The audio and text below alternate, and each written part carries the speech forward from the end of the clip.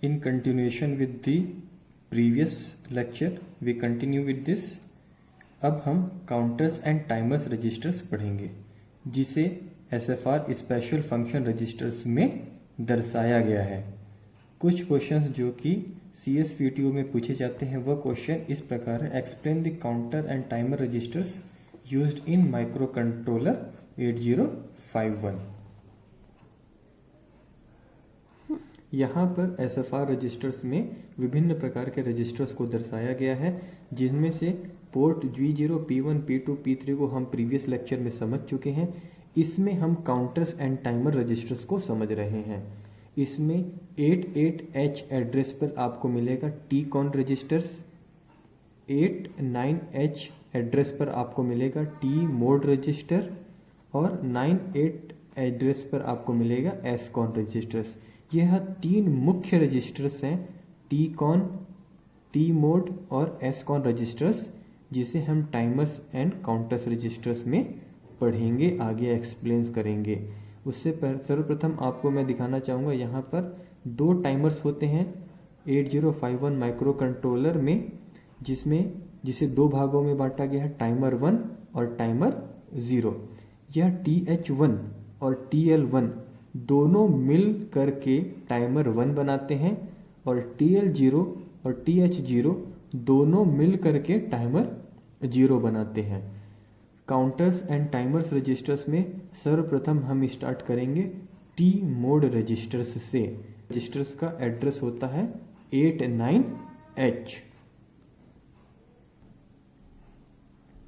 T mode registers का full form होता है टाइमर मोड रजिस्टर। SFR में इसे फिजिकल एड्रेस जो प्राप्त हुआ है वो है 89H। यहाँ T मोड रजिस्टर्स को दर्शाया गया है। T मोड रजिस्टर 8 बिट का रजिस्टर है, D0, D1, D2, D3, D4, D5, D6 और D7, जिसे दो पार्ट में डिवाइड किया गया है। यह lower 4 bit 1, D0, D2, D1, D2 और D3, ये लोअर 4 बिट मिलाकर के टाइमर 0 या काउंटर 0 को दर्शाते हैं।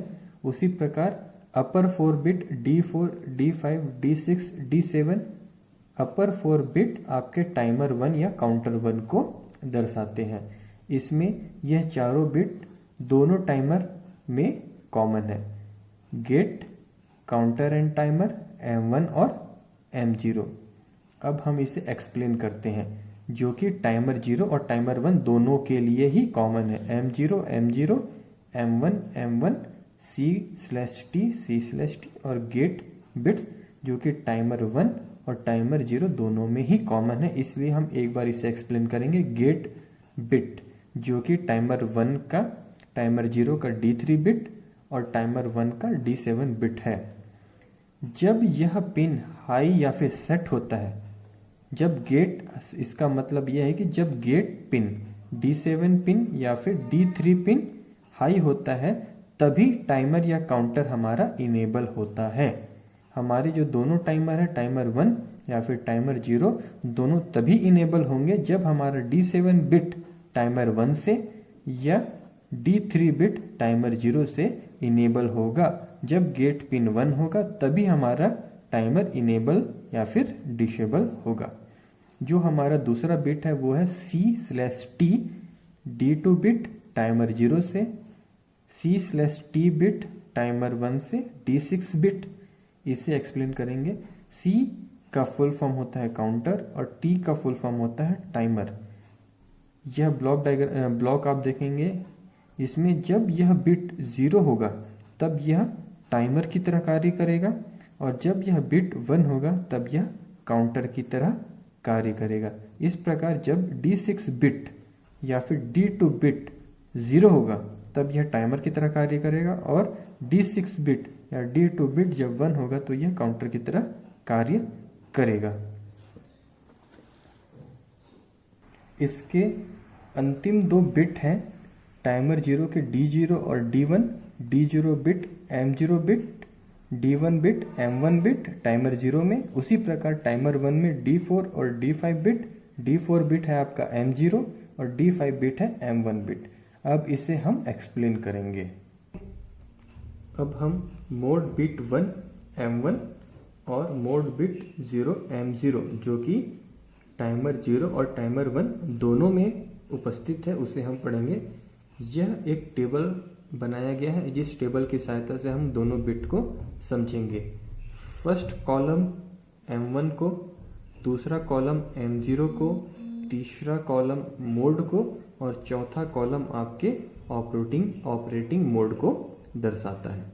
जब आपका M0 बिट 0 और M1 बिट 0 होगा तब हम यह मोड 0 की तरह कार्य करेगा। मोड 0 बिट का जो ऑपरेटिंग मोड होता है वो 13 बिट टाइमर मोड की तरह कार्य करता है, जिसमें टोटल पल्स 8192 पल्स तक यह जाएगा, उसके बाद यह रीसेट हो जाएगा, जिसे हम 8 बिट टाइमर्स या काउंटर्स भी कहते हैं।